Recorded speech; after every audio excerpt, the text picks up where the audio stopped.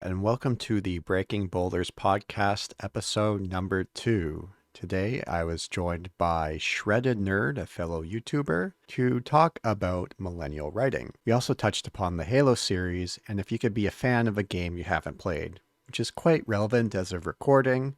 The Silent Hill 2 remake is right around the corner, and Silent Hill 2 has a reputation for being a game people are a fan of and yet have not played it themselves, instead watching video essays or playthroughs. Hope you enjoy. So, Mr. Shredded All Nerd. right. Here we go. Good. So let's talk about millennial writing. What is millennial writing? Well, what is it? Like, when deep down in the heart of a millennial, what goes on? What goes on in the zeitgeist, the spirit of a millennial?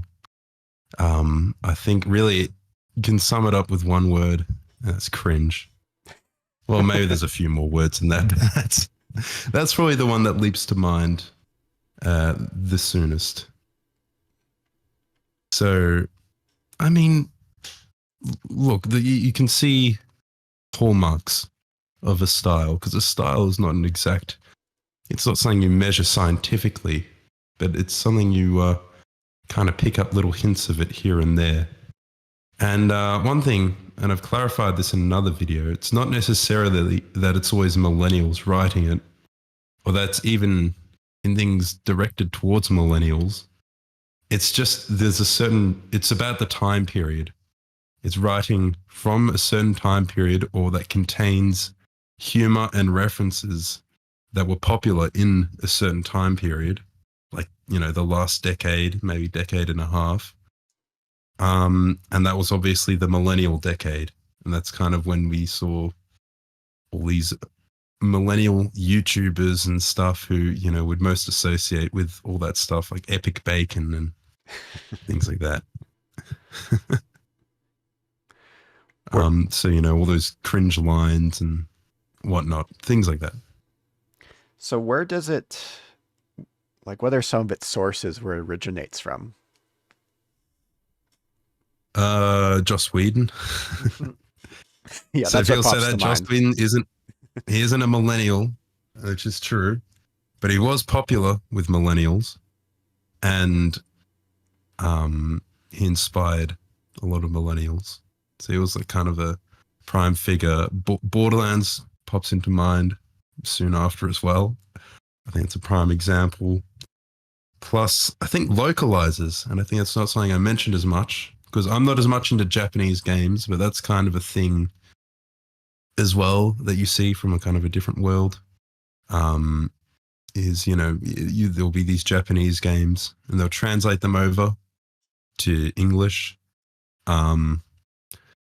And a lot of them have I think, bad habit of kind of injecting their own sensibilities. Now they'll say, it's someone's job to interpret what the original text and kind of bring it over, because there's no such thing as a one-to-one translation. But I think there are also levels of interpretation you can add. Like some of them are almost literal translation, but that doesn't read very well. But when you just add in like a reference, like a pop culture reference that didn't originally exist, like that's pretty blatantly just an invention. Mm-hmm. And that's millennial as fuck.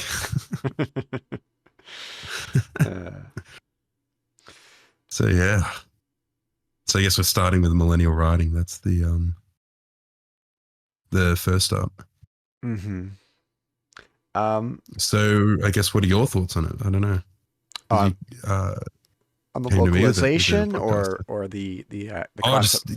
in general, or that specifically, if you prefer that. I've seen a bits here and there of late with localization of some of the issues where some fans will look at it and be like, oh, this is what actually was said in the original version. So what this localizer's putting in, it's definitely more along the lines of their sensibilities, which of course, gets into the, um, I know you've mentioned, I think you said ego and ideology trap. I think you mentioned in one of your videos where you see a lot of That's that the most start. recent one. Yeah. You start where that really starts to emerge. Um, it's one of, like, I don't play a ton of modern games, but I do definitely see it popping up here and there. So when it comes to millennial writing, like, what are some of the major tropes in the, especially in the gaming space, like when it comes to millennial writing? You're asking me what are some of the tropes? Mm-hmm. Irony is a big one, I'd say. Like I said, things like irony, like the mere existence of it isn't bad on its own. It's like the abuse of it, and I guess also the reasons why they're always so ironic. Um, I guess what else? Like the type of humor they'll they'll often make like childish humor and childish references, but try to filter it, try and make it adult and like filter it through the lens of irony, like I don't know, like a kind of Family Guy thing or something. But it's been done too much and it's kind of been taken to too far of an extent, and I think it's become tasteless. Tasteless. So I like the that. irony, the childishness, I guess tastelessness, you could say. I'm not sure if you'd say it's a trope, but yeah. What else? I think one thing it seems like, well, it seems like a lot of creative places, creative studios or whatever, they'll fall into like a kind of like a kind of, how would you say, an echo chamber. And millennial writing is just one of those. Like there's others, like I don't know, what's a good example? George Lucas, everyone thinking he's a genius and he creates the Star Wars prequels and they just let any idea that comes out of his head goes into it, straight into the movie, unfiltered. Or like when these game studios, and I think they spoke about this on Doom or something, but they said, when they start thinking they're the best, and they start rejecting any ideas from outside, it creates a feedback loop and kind of echo chamber. So you get stuck within their own thing and kind of thinking, rejecting outside ideas. So that's something I saw as well. So like with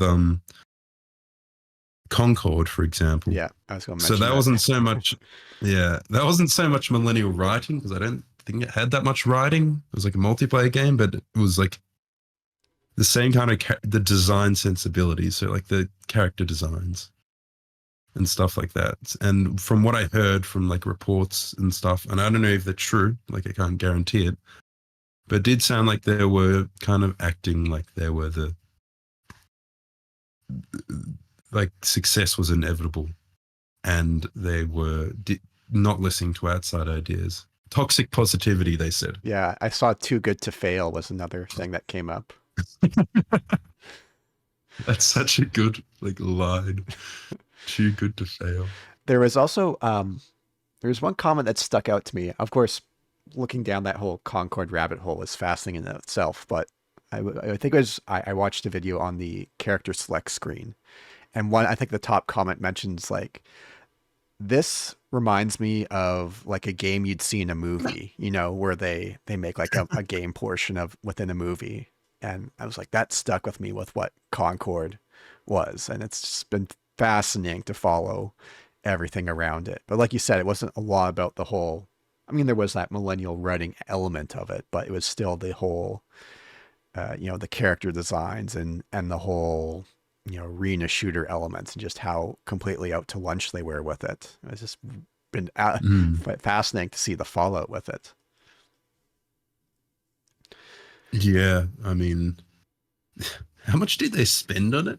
Oh God. Some I've seen many I've numbers heard, thrown around. Yeah. But like 400 million. It was in the hundreds of millions, I'm pretty sure, from what I've heard. yeah, but it did have some former like Destiny devs and like Bungie devs on it. So it's not like they didn't have expertise, but it's like it would, even if your team has veterans, if it's still a new team, like the team itself is new, that doesn't mean success is guaranteed just because you have like veterans and stuff on it. Right. So on the topic, because you And brought up Destiny and Halo, mm, so I haven't really touched the series since Reach, give or take. Um, okay, has you don't need to. yeah, oh yeah, I know. I mean, after Reach, yeah, you don't Yeah, need to. yeah. Um, has millennial writing creeped its way into the modern releases? Hmm. Um, well, let me think. Like, I think with Halo 5, they seemed a bit Marvel inspired.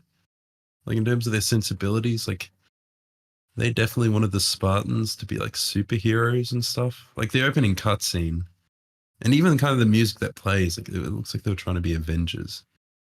And it was like, was it like that movie in Civil War, Avengers Civil War, or Captain America Civil War, something like that?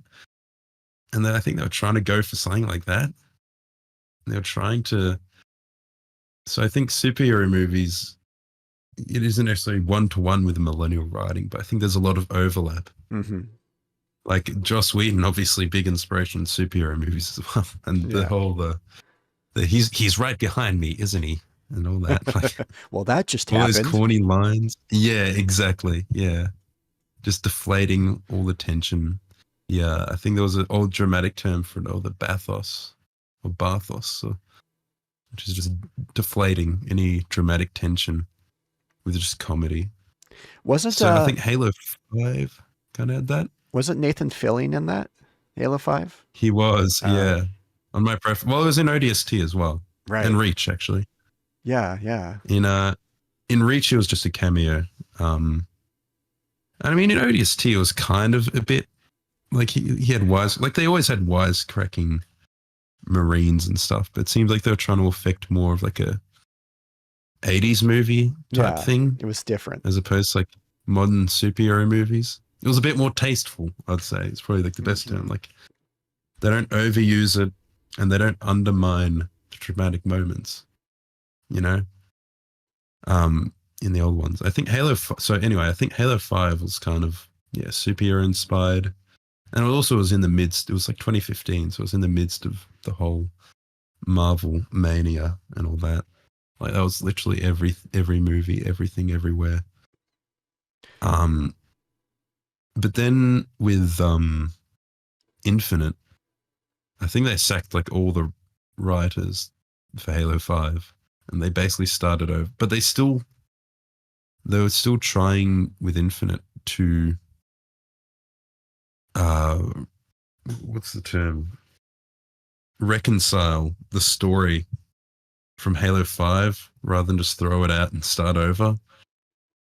So it ended up I think Infinite did have some decent character moments because they reduced the cast a lot. Um, but I think the biggest problems with Infinite stories, it's not so much the millennial thing, although it does kind of have Master Chief. He's talks about trying to be more mature or whatever. Um, He actually says that. no, he doesn't say that. I was like, Um, the writing wasn't too bad with the characters. I think the issue with the story was it was trying to clean up the mess of Halo 5. So there was a lot that happened off screen and it was kind of a strained trying to reconcile the story and make it make sense. mm-hmm. Um, and then I think the second issue is it just didn't really go anywhere. So, well, it went a bit like there was a main guy, but he wasn't like the main guy. And by the end of it, you kill the bad guy, but he's not really the leader at all, or like the real bad guy. And you don't really get any closer to unlocking the mystery, Mm-hmm. Yeah, with Halo, I've through osmosis, I'm somewhat familiar with what happens past Reach. But Okay. I'm also well aware of more of the behind the scenes with all the how much of a clusterfuck that seems to be with constant, again and again. What's what are rumors of what like when it comes to the next Halo? What are they going to do? Next Taylor. Okay. I think there was going to be a battle royale at some point. And I heard there were a lot of like behind the scenes like sources and like leaks and stuff that said basically it sucked. And, like it wasn't very good. Um, and the most recent rumors that I've been hearing that's been cancelled. The other rumor, which there is I think a bit of substance to, is they're doing a remake Of of course. of Combat Evolved. Yeah. So they're kind of just starting over. They're rebooting it basically. Because it's like I think with Infinite they already tried to do it like a soft reboot, but like I said, I described the issue exactly. It was strained, and they were trying to put all the pieces together. It just wasn't possible to continue the story. So yeah, they're basically just trying to go back to the beginning, and I don't know if it'll work or not, but I mean they do 343. It's basically a new company, kind of like they have brand new leadership and all that. Mm-hmm. They're not proven yet, but I don't know. I'll wait until I see anything promising. But until then, I just check out, Right. not think about it. Yeah. Keep those expectations low because Yeah, I'm not, like I said, I haven't played them myself, but I'm familiar with the 343 reputation of constant fuck ups and like, okay, this time we'll get it. This time we'll get it. And then yeah. the cycle repeats itself. Um, but more back to the millennial writing. Um, so I know you mentioned Borderlands, but what are some other like major examples of games or series that fall under the millennial writing umbrella? Well, series, I can definitely say games more because a lot of these, Or I mean like game there have been a series, few of yeah. these games. Yeah, well, if we talk about individual games, it's a lot easier because there have been Hmm. quite a few of these games you see come out that's just flop on release, like Dustborn, Yeah. Concord, what Forspoken. Yeah, that's the one I think of. There's just there's like countless. Hold on, there's just like there's like one coming out every month. They like keep. Oh, there's like I'll have to jog my memory again, but there's a few more. Um, Like Saints Row from a few years ago. I know you mentioned that in your oh video, yes, yeah. yes, the Saints Row reboot definitely. That absolutely falls into it. See, I'm trying to. That falls into it absolutely. It's more like at this point what doesn't fall under it, especially when it comes from Western releases. Well, yeah, yeah. So here's I a think yeah, go, oh sorry, go ahead. I think some of those there are people, sort of talk about like Sweet Baby Inc. and all Hmm. that, and like the crossover or whatever with that. Um, I think the games that kind of you can see the effect of those consulting studios or whatever on them, but they come out less perturbed or less disturbed, like less ruined. Yeah. Is these like it's the more serious games. So like Alan Wake 2, for example. Um, it's not like they needed a um, it's not like they needed a consulting group to teach them how to write because they're already quite a proven team. Hmm. Like they had already proven that they could write pretty well. Um, the new God of War. I mean, I haven't played it. I'm not super interested in it, but people seem to like the writing at least. Um, so, and I guess the more serious ones less affected. So I guess that's another hallmark of millennial writing. I'll tie it back. That's another hallmark. Yeah. It's the fact that it's unserious.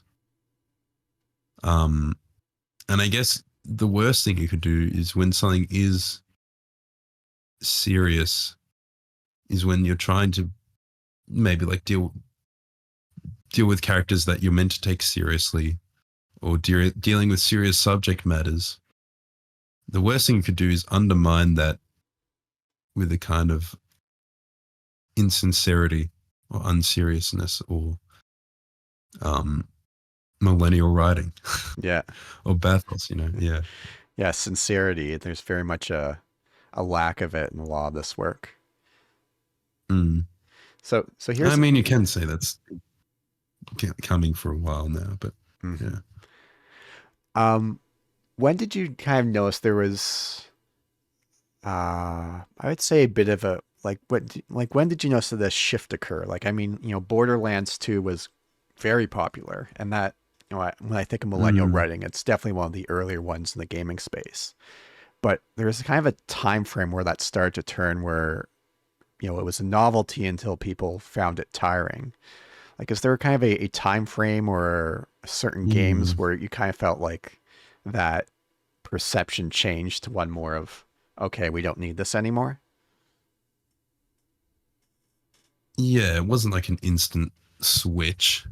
So Borderlands 2 kind of did have that style, but yeah, I mean, I liked it at the time. Um, I think I might find it a little more grating now if I went back. But I still think Borderlands 2 is a good game. But yeah, uh, so that was 2012. It was the pre-sequel in 2014, which had pretty similar humor. And by then, I think the interest, how interesting that kind of humor was, kind of was waning or started waning or whatever by then. So, and I think after, I don't know, it's hard to say because I think people even back then were kind of criticizing it, but also it still continued well past then. Like I feel it almost had a resurgence. Like it reached, I think, a zenith in, it's hard to say what year, maybe like 2020 or something, or 2021. I think that would be a good time to like pin as the peak, because that is when everyone just kind of went nuts, and they were probably on like Twitter all day, probably spent the most time online.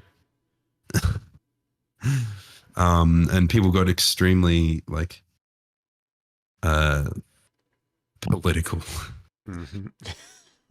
and cutthroat and divided and angry. I was going to ask you, it's a very millennial writing term, peak millennial writing, but I guess you kind of did answer that as well, kind of that Yeah. 2020 time frame. Yeah. So, Yeah, pretty much like 2020, 2021, 22. so if you were to sit down with these millennial writers, those who come up with these scripts, what would you tell them? What kind Mm-hmm. of advice would you give them? Hmm. I'll tell them to read other books, read different sources, um, and also like when you go on the internet, it's creating a echo chamber. I mean, you're probably aware of that. It's probably obvious, but like, be very aware that you're making a product for a market, and your own social media that really really nails down and tailors content just for you, but it creates the impression that all of society believes something. So you'll see some tweet or whatever, and it gets botted likes and gets like, oh, and you'd think like, oh well, 300,000 people agree with me. This must be popular. This must be a popular belief and popular opinion, but it really isn't. So don't try to fall. It creates a false consensus. So when you're making a product for the broader market, don't you don't have to censor yourself, but just, well, maybe you. Some people should censor themselves. But I think for a lot of no, people, when I it comes mean, to Twitter, like I say, like maybe instead of don't writing get it, your head lost up your own ass, yeah, basically. if you're going instead of tweet, I'm like maybe just write it down on a sticky note and then throw it out. I think maybe that's better than actually tweeting some things that people do and get themselves in trouble. Yes, there are a lot of tweets that would have been better off as sticky notes in the garbage. Yeah, that's yeah. I agree with that. No, maybe I don't know. I mean, I guess these are things writers already do, but like write it down, leave it for a bit, come back to it, and try to act as if you're someone else coming back to it and reading this. And like the funny thing is though, there's a lot of these things like consulting studios and stuff, and their whole selling point is about different perspectives, and we're introducing new perspectives, but they're not. They're reinforcing an orthodoxy. They're doing the exact opposite. So try to, I'd say, try to challenge yourself. Like, what's something that scares you, like a belief or like an action or someone's motivation? You can take things from real life, like, I don't know, Jonestown or something, Mm-hmm. and you say, okay, well, that was evil, but what? And if you want to, sorry, well, I should specify more. This is if you're trying to make a compelling villain. I take that, but say, like, why would someone actually believe that? And it doesn't. You don't need to relate to him, but you do still need to make it. I think you don't need to make a morally grey or morally relatable villain, but you want to. I need to think about it. But you want to create something Yeah. that at least seems like a person, something that someone would actually believe. Right. So one thing I've looked at, I was kind of stumbling over my words a bit there, but I think I got it out in the I get end. what you're getting at. You Yeah. can cut it down. Yeah. No, I think I look at one thing I'm thinking of is the boys. So they're trying to do this satire or this critique of like, well, a lot of social critique, but I don't think any of it really lands because fundamentally it's no better than the most basic political comic where you portray your opponent as just like a dumb, irrational, I am silly idiot and a straw man, basically. Mm-hmm. So a lot of them, they straw man the people they hate, and they, yeah, I think steel man your opponents. That's a good thing, which is a hard thing to do, Mm-hmm. and no one wants to do it. But yeah, and I guess try different topics as well. So like, as you go on American, I think it's American politics is kind of the biggest thing, and the culture war. Like, there's so many things that are centered around the culture war. Like, can you think of a single piece of media made by a maker that has a good like Trump parody? Because there's so many that have like these rip-off versions of Trump or whatever. Like, I think there was one in Mafia 3, and it was like just some mob boss villain. But they're always just so bad and so obnoxious because they're just made by someone who has a seething hatred, and they're not trying to make a character, you know. Um, but yeah, I think And this is another thing. I said makers before. I said piece of media, and that's been kind of a thing lately. And I don't know, I see this a bit on like YouTube and how people look at critiques and stuff. And I'm sorry, kind of veering off with this topic. No, keep but going. something I want to talk about. I don't want to say media literacy because that's so overused. It's a very and millennial writing term. It kind of is, yeah, to bash people over the head. But there are some people who really just fucking know nothing. They're obsessed with like, cartoons and shows and stuff, but they know nothing about them. So have you seen that meme where someone like is pouring useless sex scenes into a TV show or a movie, and it's a maker doing that. Yeah, I see. It's not a director, or it's not a director or a screenwriter or anything like that. It's a maker, and it's a media. It's not a TV show or anything. It's a media. And they'll say like, has anyone else noticed this trope that's been happening? And it's just like, oh, like the straight man and then his silly witty sidekick, and it's like such a basic thing. And they're like, oh, has anyone ever noticed this? I've just watched SpongeBob. I've just watched another show and I noticed that they both have this. Like, has anyone else ever seen this before? So I think a lot of it is the audiences. There's a lot of like a kind of infantile audience, which I don't know if it's any more who don't understand things, but I don't know if it's any more prevalent than in the past. But one piece of evidence that might indicate that is like if it's like, I think a lot more people are against snobbery. So it's seen as kind of snobbery to tell someone to grow up. But I think more adults than ever are reading like YA, like young adult fiction, and watching like cartoons and obsessing with like children's cartoons. And so often they'll try to justify how they're like for grown-ups, they're for adults. And, on the one hand, people shot down the snobbery, like, oh, you can't tell people what to watch and what to do. Let people enjoy you things. Can't force people.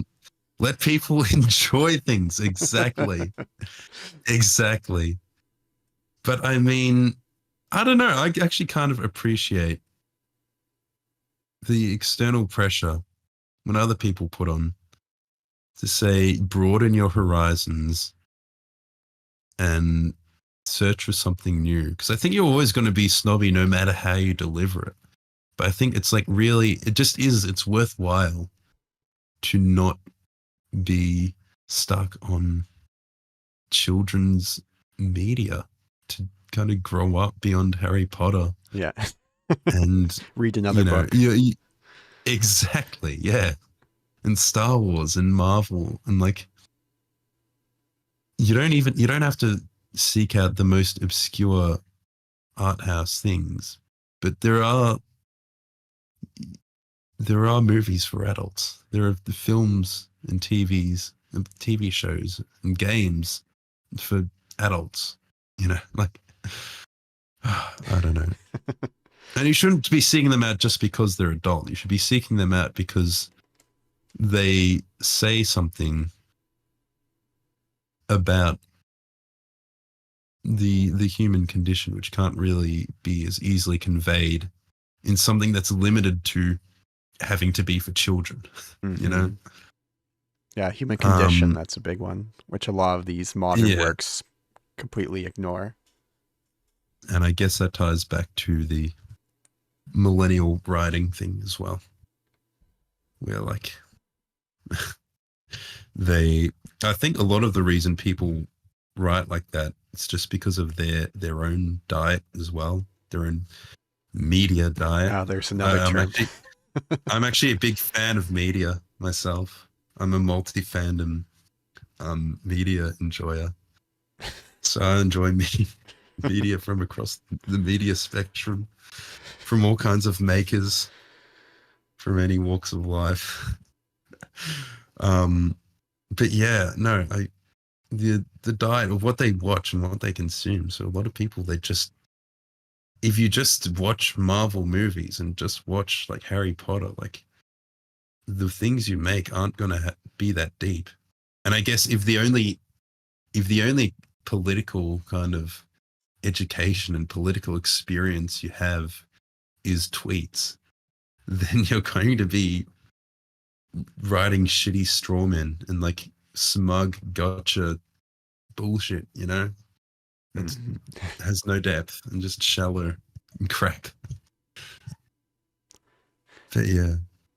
Do you see it improving over the next few years, or like you said, we felt like we kind of hit that peak point, or do you think it's still going to kind of linger on? Yeah, or? well, it'll linger on, but yeah, it'll improve. I think people, I don't. Well, it's a trend, so trends come and go and they die. So people grow up, and there will be new trends that probably suck. They might not suck as bad. There'll be good trends coming. So I guess I'm optimistic, but there'll be bad trends in the future as well. I mean, it's not like, how would I say this? In terms of the course of history, I mean, there are periods that are really kind of a slump where nothing very interesting is made. And then there's also times like the Renaissance or whatever, where there's so much art being produced everywhere on every street corner and everyone seems to be doing it. And there's just so much happening and there's a boom. So do I see a boom anytime soon? No. Me too. A boom in terms of, yeah. I don't see any like great artistic movement coming up, but at least this trend will die off. And I don't know how AAA games are going to escape their current kind of pit that they've dug themselves into. Because like, are they just going to start giving them smaller budgets? I don't know. I think, okay, well, in terms of gaming, at least for the games industry, one thing that's promising is AA games, right? And how they seem to be kind of in some parts rising. I think I'm not sure whether Wukong would count, but Kingdom Come Deliverance I think is a good example. So that was like, I think that was Kickstarter funded. Yeah, initially that's what it was. Yeah, pretty sure. And it's quite a cool, I think, underrepresented concept, like a historical RPG in Czechia, in Bohemia, which I was in recently. I was just there yesterday, actually. I was in Prague. So yeah, I could maybe when it comes out, I could go and visit the actual real towns. There's when the sequel comes out. Yeah, I think that's because they have had some stuff on that as of late. I don't know that I don't have the release date in my head, but yeah, another one that came out recently was, I haven't played it, but I'm not sure how the sales numbers have been doing, but Astrobot's gotten very positive reception. It had quite a small team and a modest sized budget. And it's definitely, from what I understand with it, but I've seen of it, much more throwback to kind of sixth generation, kind of that PS2, GameCube, Xbox era of what it is and what it offers to the player. But again, also, but it still seems like Sony's still pouring money into live services games. Like, I think there's like a everyone's favorite. I think you mentioned the most organic, popular series ever, the Horizon series, right? Horizon, yeah. I've met one person who's a fan of it, but that's about one it. person. Wow, that's a lot. That's well, if you believe their numbers, they've got 100 million fans. Yeah, at least. Can I ask? You're recording me, right? You're recording through the call. Yeah. Okay, good, because I I'm not recording here. Yeah. Oh yeah. Yeah. Should yes. I've been recording this entire time. Okay, good, good, Um, good, good, good. on your video, because I know it's got, let's see, like the Millennial Writing, which kind of I'm looking now, it's like almost 2 million views, and Oh wow. yeah, Millennial Characters, which is kind of like the follow up, is 258,000 from a month ago. So I know there's a lot of positive reception around it. We've talked about it, but what have been some of the, I won't say infantile audience, maybe it is them. What have been some of the criticisms saying that, hey, this isn't, millennial writing isn't an issue? Like what have people been saying on that front if you've looked into it? I don't even like, in terms of the criticism I get on the video, one of the common ones is just like, it's usually just people who just react to the title and they see like they don't even listen to it. So they're like, oh, you're a boomer or an old man who's scared of the younger generation or something like that. Or they'll say like the future is now, and which is funny because like I see millennials, I saw millennials as like old. I'm younger than a millennial, so I don't think that's it for me. Millennials are in their like mid-30s now. Some are close to, well, I guess it depends where you cut it off. Some are close to 40, if not 42, I think, at the Yeah, highest that's reach of it. true. That's true. So no, I'd say, and I said out of touch as well. So I'm feeling like that's not really accurate um to what I was saying. But I can't even, I guess some of it would be, I guess people just with agree with them politically, or they see it as like an attack on them politically. Like some people would say, "Oh, you're reactionary" or whatever, which is like, sure. It's just stupid. Like some of them, when it's someone who clearly didn't even watch the video, I feel like it's not even worth paying any attention to it or considering it. Like maybe I should have to go back and read the comments again. But I think, oh, yeah, no. If someone, I'll see if anyone wrote like any meaningful criticism. Right. Yeah, on the millennial characters one. I'm trying to think. Um, I think again, yeah, people were just reacting to like the title, like they saw at the fat, like the Nikocado alloy in the thumbnail. I feel like, wow, you're such a chud gamer. I can't believe it. Yeah. Yeah. That's all I What a see real now with woman Alloy looks is like. the Nikocado. That's all I see now with it. Exactly. Whoever made No, that edit, God bless you. it's a good one. It's so good. Oh, but yeah. No, I mean, I can go on the video now even and check. Um, but I don't even remember there being that many. I did get some, well, actually, I did get a little bit of criticism about the audio quality, actually. For the So characters one? that's not really on my point. Yeah. Hmm. So, I didn't yeah, I notice don't know. anything too bad about it when I watched it, but Yeah, maybe that's just me being self-conscious.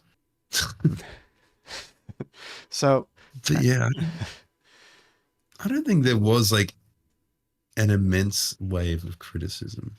I think it was just mostly people who didn't really watch the video or consider the mhm, points. Oh, fair enough. So kind of switching subjects here. I guess it could be somewhat related to some of the current zeitgeist when it comes to gaming.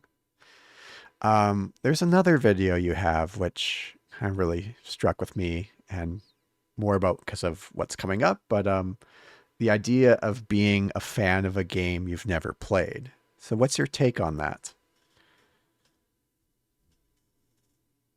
Sorry. Yeah. Okay, so um, I think it's hard to say because fan, you can't really say someone isn't a fan of something. Like you can't, all it takes really is to call yourself a fan. Well, I guess it depends.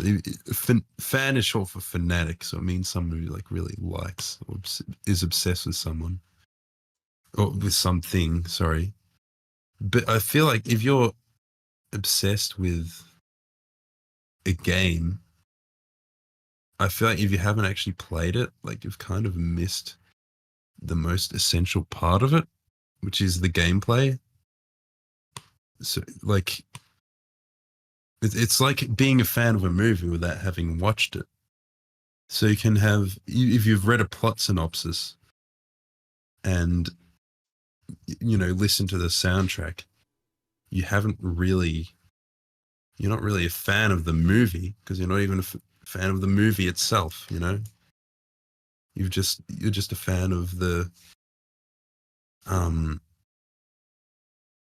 I guess, the art surrounding the movie. But the movie is the piece itself. It's the thing that Mm-hmm. pulls them together. And like with games, the game is the thing itself that unifies all those parts, and it's the main core of the experience.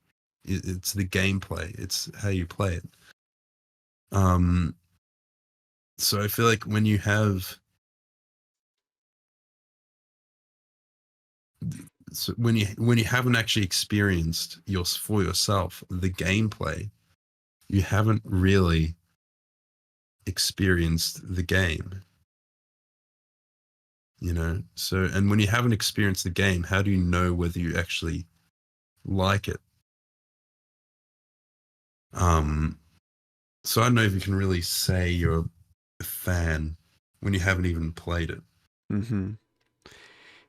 It is a But being a very fan, ultimately, it's kind of passing judgment, saying it's good, and I like this. it is a very fascinating subject. And I guess it's also, I know we've been trying to record this for a bit now, but it's kind of good that we delayed it because, I mean, Silent Hill 2 remake. I know in your video you featured that image. It's a popular meme image of, was it like excited Earthbound fan, or huge Earthbound fan excited to play it for the first time. Um, I've seen that image edited so it's Silent Hill 2 in its place. Um, and I ended up running a poll on my channel. Like, my channel focuses on survival horror for the most part. So predominantly, and it does skew older. I don't have, like I say, like a young audience when I look at my demographics, but I did ask people, and I got about 4,500 votes on the survey of people's familiarity with the original Silent Hill 2. So about a quarter played through the game multiple times, completed multiple times. About 20% completed it once. 42% I've never played Silent Hill 2, but watched playthroughs or video essays on the subject. And then there's about 10% who said, I've never played it. I'm not that familiar with it. So yeah, there's the one that meme is true of, huge Silent Hill 2 fan excited to play it for first time or haven't even played it. Yeah. But even just the follow up too, of what people said. And I know in your video you went over, I know you kind of talked about some of the responses or comments people gave to you, because I know you did a poll on as well about time element. The most interesting one was too scary, and that's what I found with this follow up. I asked people, like, so those who are familiar with Silent Hill 2 through playthroughs, video essays, whatever, but haven't played it themselves, what are some of the reasons for it? And yeah, the big one was definitely I'm too scared to play it myself, and I'm like, okay, that's perfectly fine.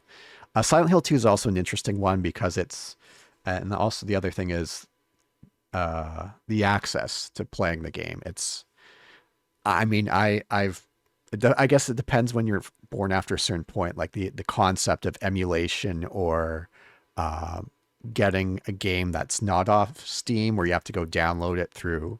Like if you want to play Silent Hill 2 on PC, you got to go to like Abandonware, Internet Archive, download it. Then you have to get the Yeah. enhanced edition for. So for myself, it's like whatever. I've done that kind of stuff for years. But for people who, Yeah. if it's not on Steam, it's You basically don't I'm not even know what getting. a file system is. Yeah, yeah, which is an unfortunate thing. You And grew up with an iPad. yeah, yeah, that is really fascinating too. Um, but I'm also curious. Well, actually, hold on here. What were some other reasons? Those were kind of like I'd say the main two. Of yeah, because if you do want to get it, yeah, there's that version. You could emulate it if people want to go through that. You could go try and buy it, which is quite expensive to buy an old copy on PlayStation 2 or Xbox. Um, some people was like the tank control element or it being an older game, but that was still a fairly small amount. Um, so I'm kind of curious what kind of responses you got on that front for because I mean Silent Hill 2 is yeah, it's more of a horror, it's a niche. I don't want to say niche title, but I think you kind of had more of a general over uh, question about being a fan of games you haven't played. So what kind of things did people say to that? Um, I found actually a lot of people didn't agree with me. They feel like, oh, I can be a fan of a game. Um, I guess one of the things that, like, they were like, I can still enjoy these parts of it. I can still enjoy the art and the lore and the story. And you can still experience all those things without actually playing the game. But you can't really, you're not really a fan of the game, like the piece itself. You're not like a fan of the experience that it was meant, that as a game, it was meant to produce. It's because you don't know what the experience is like. You just know the experience of watching it. So you're not really a fan of the game. You're a fan of Let's Plays, or you're a fan of watching games on YouTube, which isn't bad. But, and people say like, oh, well, you're gatekeeping. You're trying to keep us out. And it's like, no, well, it's just trying to be real about what the terminology means. And also, I think a more significant point is that um, I think it does kind of affect games as well. Like we've seen with the rise of walking simulators, um, it kind of, there are a lot of things that piss off gamers, which I for me personally, and that's just what I enjoy in games is the actual gameplay, and I like challenge, and I like if something has a good gameplay loop. And that's something you can't get out of a video. Like you don't know if something has a good gameplay loop because there are some games that don't look that interesting visually, but playing them is like incredible. Mm-hmm. So I think like I don't even know, like RTS games and like some like strategy games probably look like that. I even think like old school, if we're talking survival horror, like even like the old school Resident Evils can, well, people like, oh, that looks awkward, but it's like, no, when you're playing it, there's a lot of nuance to it, and there's quite a bit you have to do with it. Yeah, exactly. And maybe puzzle games as well. It's like they're not interesting to watch, but it's the gameplay loop. So that's what I enjoy about games. I like the gameplay loop. So, but if there's a big contingent of fans or big contingent of people who don't even play the game, and especially people who are like contributing to the discussion and like giving feedback on the game who haven't played it, I feel like that might have a bit of a negative effect on the market and on the industry. And yeah, it might contribute more to like these movie games and all of that. On the topic of Silent Hill 2 with the remake coming out, and talking about big creators, I saw clips of was it Pyrocynical talking about Silent Hill 2. And he's only played the first one, but he's mentioned for Silent Hill 2, like he's watched playthroughs and videos, but he said he couldn't be bothered to get the emulation or enhanced edition. And he even kind of became a bit of a meme a bit where he called one of the characters, what did he call him? I think he called him Benny when the guy's name Right. it was Eddie. So I mean, like that, and he's someone who has a large audience. So it's like, kind of. Did he make a review on it? Oh no, he's so far he's just like watched clips of it. But no, he hasn't done Okay, he's never done like a review. okay, right. So Yeah. he's not. Yeah. But I'm curious what it's going to be like. Has that happened before? Like, has someone like done a review on something in a game they haven't even played? Yeah, it I definitely feel like that would have happens. happened at some point. Yeah, Um, because I've seen people give their thoughts on it, which is like I kind of don't want to hear it, because for me as a gamer, like that's what I enjoy about games is the gameplay. So I don't really want to hear the opinion of someone who doesn't even play it. but what about the And opposite? okay, to be fair, sometimes I have passed judgment on games when I haven't played them, Yeah, I was going to ask like you in the about that. millennial writing thing. Hmm. Yeah. So, okay, for that, and I would say that is a different case, I think quite obviously, because I'm talking specifically about the writing. So I'm not with like with Borderlands 3, well, that's a game I have played.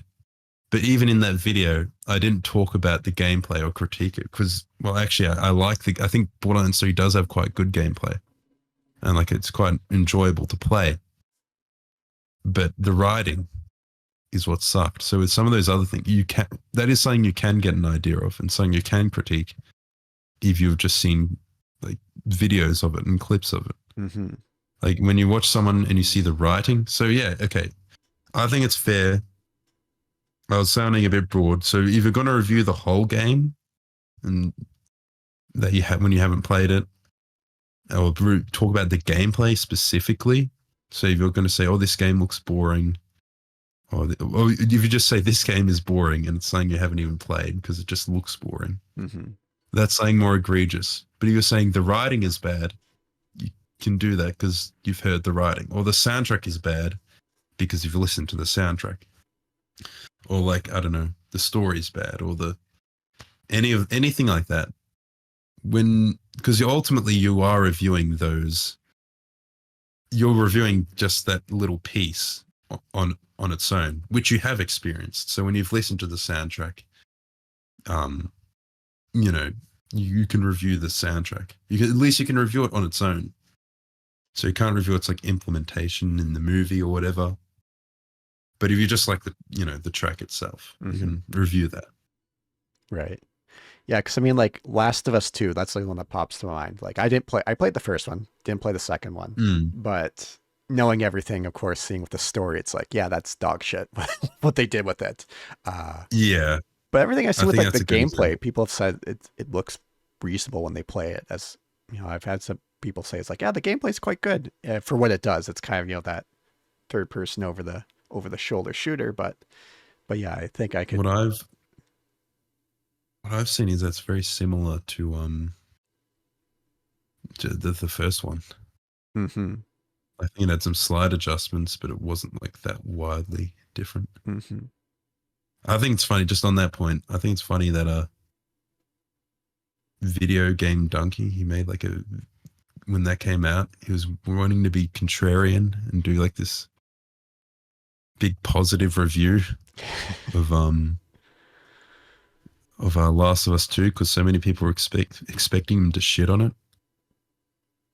But then he gave it this glowing review, which is funny because I think it seemed a bit insincere because he didn't like the first one that much. And it's like it was a wildly different game, but he's obviously trying to be contrarian. But anyway, no, that's red herring. That kind of has nothing to do with the point. But that's just my thoughts on that. That just came up. That thought came up. Yeah. But no, it's an interesting thing to think about. Like you said, if you take something like I say, like Silent Hill 2, where I mean, there's the gameplay elements, but it's much more about the atmosphere and the story. So I guess it could kind of vary too. Like if Yeah. it's a gameplay heavy game, like compared to something like say like a Devil May Cry or something, which is, very Mm. gameplay heavy. Um, and then you brought up RTSs earlier, like that's also something, heavily involved games. And if people, but it could get you, I guess, depending on the game, it could get you, 95% of the way there, but it's still not going to be the same until, you sit down with a controller, mouse and keyboard yourself and go through the game. And that's something that, some responses about Silent Hill 2 where they're like, I liked watching it, but playing it didn't look interesting to me. So I never tried it out. So it's like, I guess depends on the game. You could get a percentage of the So, way there, but not quite the entire. I mean, I guess you could say you're a fan of Silent Hill 2 playthroughs. You're a fan of Silent Hill 2 Let's Plays. hmm You could be a fan of the story and whatnot, but it's like still to get the full, the full experience, you're going to have to Yeah. sit down with it yourself. And, and here's another millennial writing word I see a lot, discourse. There's going to be a lot of it Yeah. around with, with this remake Well, coming that's the out. one.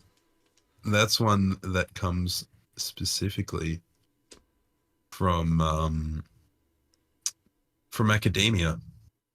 So I think it's similar to media literacy. hmm So that comes from English degrees who can't get a job as baristas. So they make video essays. Video essays. I hate that term. um, I know. I don't. I make video treatises, not video essays. Someone And wrote a, most of them aren't even essays. They're just video summaries. yeah. They summarize. Some people wrote in comments like, I like you as a video essayist. I'm like, I don't like, if you like my video, sure, that's fine. Don't call me a fucking video essayist. That's like the last thing I want to compare myself to or think of myself as. But I guess Yeah, to each their I own. don't call myself that. I mean, if someone says they beat me, I'm like, yeah, all right, sure. Actually it's a slur. I consider it. I'm offended by it. All right. So anything else? I know we've covered bits of Halo, we've covered bits of millennial writing, bits of being fans of games you haven't played. Is there anything else you want to bring up while we're here? So, um, uh, I don't know. Let me hold on. Let me check your channel. What have you done? What have you done recently on your channel? Recently? Um, Mostly, like I said, for me, it's a lot of just covering game reviews of various games. I did one more recently about camera perspective, or especially for sorry, I was on mute there. Um, the importance of fixed cameras, especially when it comes with survival horror. Like, there's the old school fixed cameras. But I looked at the mods that, you could play the old Silent Hills, play this over the shoulder first person, or you could play the Resident Evil 2 remake from a few years back, which was over the shoulder. There's a mod that allows you to play a fixed camera. So I kind of talked about the the differences of those kind of perspectives. Tying back to Halo, I did cover Stubbs the Zombie, which had Oh, yeah, yes. that was a Does my game. microphone sound different, by the way? Um, just a little tiny bit, nothing I too. think I had it on the wrong setting. I had it on It sounded fine before. the whole room. Well, I was recording in the back microphone as well. No, That it's not. should be fine anyway. There's some bits there where there's a little echo, but nothing too bad. But yeah. Stubbs Okay, the sure, sure. Zombie. Stubbs the Zombie. I also talked a lot about the humor element because it's very much that just pre-Marvel humor starting to emerge, where it's definitely that more raunchy, juvenile, vulgar era of comedy, which isn't really around these days. But yeah, is there anything on my channel as of recently that tickles your fancy to talk about? So you've been doing Silent Hill 2 mostly, looks like. Or Resident Evil. Yeah. Or Stop Killing Games as well. With he did yeah, mention I see. Ross Scott was very complimentary of what Australia does with some of their consumer practices for That's helping with it. one good thing our government does. It's just the one good thing they do. Oh, no. I mean, yeah, I don't know. I'm just Like, what do they do exactly? about I the know Australian government. Ross brought up a bit. I know Um, there's like a Valve lawsuit that they ended up losing, but what else does the Australian government do about it? we just have a very strong. It's called the ACCC, which is like a consumer watchdog, I guess you'd say. It's like I think, what's it like the, what do you have in America? The FDA or something? Or like no, I don't think it's that. I don't know It's what like there's a few of them for. Oh, I'm Canadian, so the I'm trying to remember what ours consumer. is. Okay. Consumer protection. But the Because Australian it's one he was our, very complimentary of.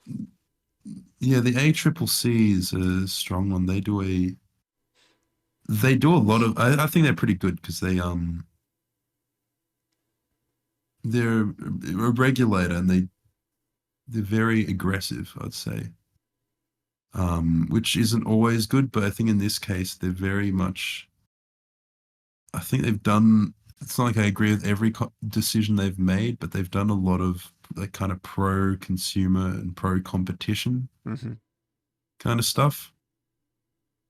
Um, and I think a lot of the things they've done have been good for Australia, and they look over everything like energy and banking, finance. So that's just like one of the things they do.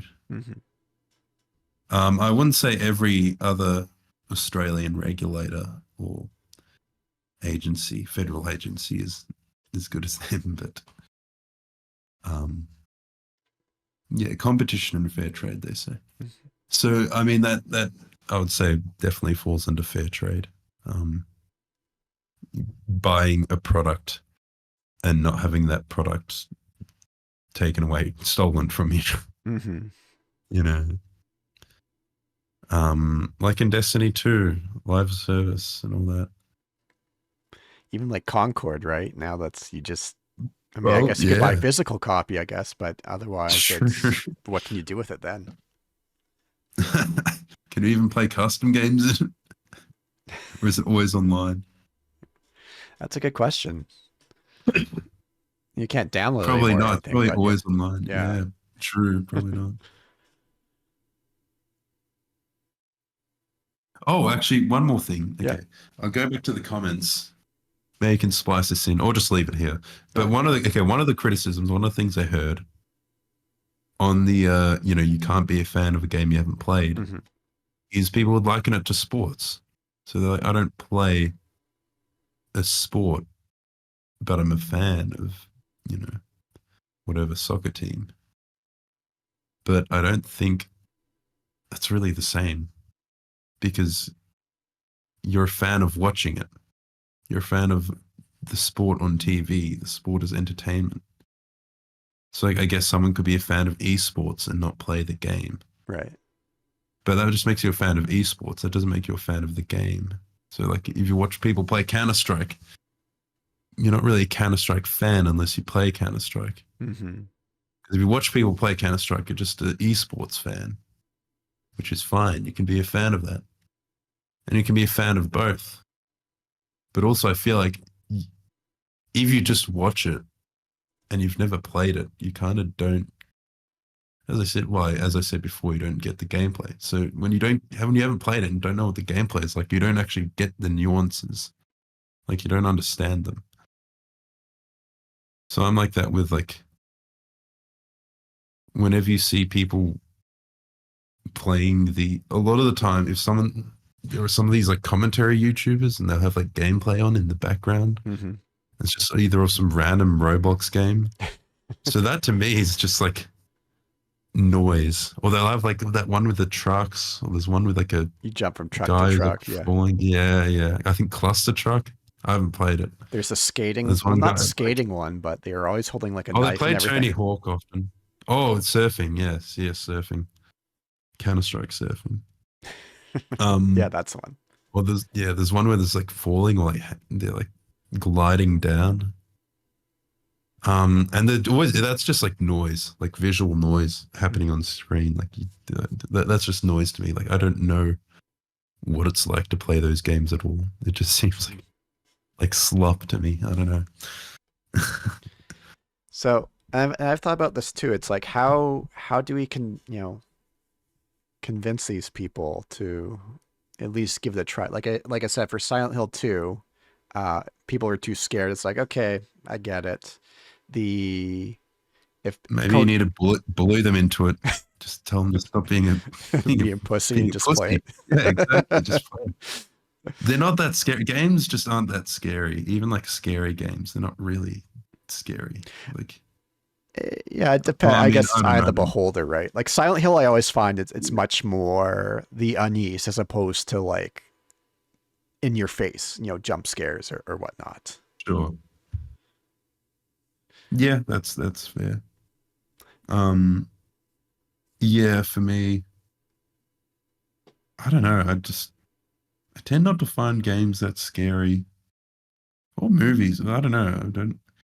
I get scared by things in real life, but I don't. Yeah. Okay, I get. Okay, that's a bit unfair. I think like Outlast, for example. I was kind of, I was kind of scared or kind of creeped out in the first chapter or two. So I think those are really good. Those are like very atmospheric and kind of tense.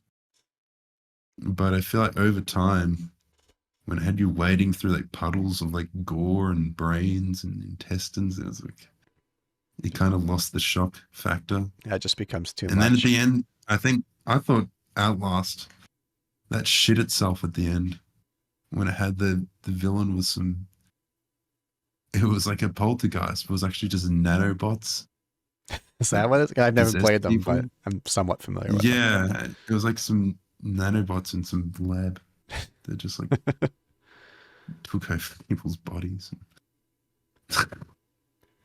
So yeah, that was kind of disappointing at the end for me, but people seem to love it anyway. I don't know. Hmm. You kind of lost the scare factor like halfway through. But yeah, Silent Hill. I haven't actually played Silent Hill. And I feel like that's one of the ones I should play. Hmm. But like, are you familiar with it to a certain extent? Somewhat. I know there's like a foggy environment. It started on Yeah, like the through osmosis. PS2. Yeah. Well, like there's first Silent Hill was on PlayStation 1. Silent Hill Okay, 2, I which is see. getting the remake, that was a PlayStation 2. Right. I know. I think it had like kind of a basic gameplay loop, right? It was kind of exploration, and then there's some like very utilitarian kind of combat, like Yeah, very it's like basic. it's in the sense, kind of takes off Resident Evil, but definitely a lot more. It's less about the combat, more about the puzzles, the atmosphere, the exploration. I see. Yeah. Okay. But it's worth, yeah, Um, it's worth trying out, and not besides just watching a quote unquote video essay or a playthrough on it. But that yeah. probably I don't need to tell you that. I mean, I know some people have said it's like the greatest game like ever. Like it's like It's a great game. I wouldn't call it the greatest Silent game Hill ever, 2 but was like, oh, it's like this is so good. So yeah, no, I should get around to playing it. There's a lot of games out. I haven't played a lot of games lately. mhm. To be honest, that's one thing. Well, although I'm in Austria right now, so you Right. can probably guess it's pretty hard to actually sit down and play games. Unless you have a But I decent do want to. I laptop still with you. play them when I can. I do. I got a good one I can actually work on. There you go. Like that's what I've been making videos on. That's what matters. Yeah, that's what matters. All right. I think unless there's anything Yeah, else, that's probably a good point to end it on. probably. Yeah. Has So it been about hour hour and a half? 50, hour 15, give or take. Okay, that's pretty good. That's Yeah. pretty good. Um, So where can people find you? I will link to your channel, obviously, but anywhere else? Anything else you want to mention as we wrap up? So yeah, shreddednerd on YouTube. I've got the buck profile pic. You can find me on Twitter as well at O_Sneedy. I do have other things. I've got a Patreon, which is also called just Shredded Nerd. If you want to see more content, more stuff on there, you can go and support me there. Do I have any other socials to link? Not yet. Those are the big I ones. Yeah. have some plans. Those are the ones I have right now. Yeah. Awesome. I guess that's it. I guess, well, I don't know. I'm working on a game right now. I had one devlog out, but it's not dead. Actually, I've been completely rebuilding it from the ground up. What can you say? In Can you say anything about it, or are you keeping that? yeah. Well, I've showed some in the last video. It's like a squirrel multiplayer game. It's like 2D multiplayer, a bit like Worms. You can destroy all the environment. Oh, awesome! I love And worms. I heard some good feedback on it the last time. So I'm rebuilding it. I've built my own networking solution for it, Oh, there which you go. was very informative, very educational. And I think I enjoyed building it. I think it was good fun. And I don't know exactly when. I was actually aiming for this year. So now I've said it publicly. I have someone to keep me accountable, but I want to show it off again. And hopefully I have something more to show this time. I have built a lot more systems in it. And again, I've rebuilt it from the ground up. So there's that as well. So it should work better now, and it should look better the next time I show it off, the next devlog I do. But yeah, keep your eyes on it. I want to soon Do you have a name start for it? posting it more, putting on. Squirrel Apocalypse is the Squirrel name. Apocalypse. Squirrel Apocalypse, yeah. Like one It's word? about one word. It's like the battle of red squirrels versus grey squirrels. So they're fighting over territory. So that's it. That's like the core concept. Yeah. With no millennial writing, of course. No, it's going to have very sensible and mature writing. It's going to touch on serious matters. The squirrel condition. I guess not the human condition in a sense. The squirrel condition, yeah. How it feels to be a red squirrel up against the wall.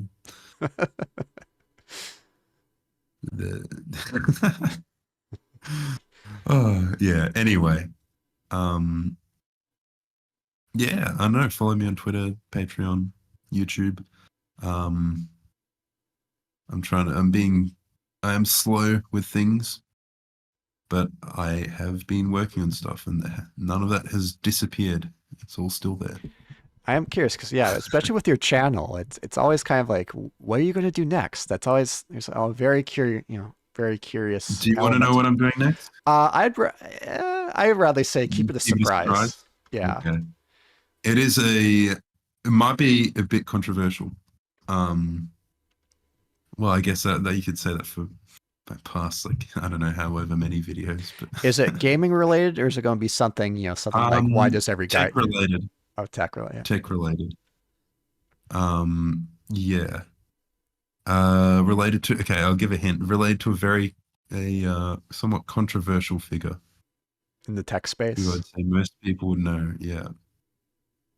That's pretty broad, but I guess that gives a general idea. Yeah.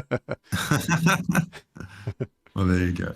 Yeah, it's a big video. It's a very big one as well. Mm-hmm. Awesome. But yeah,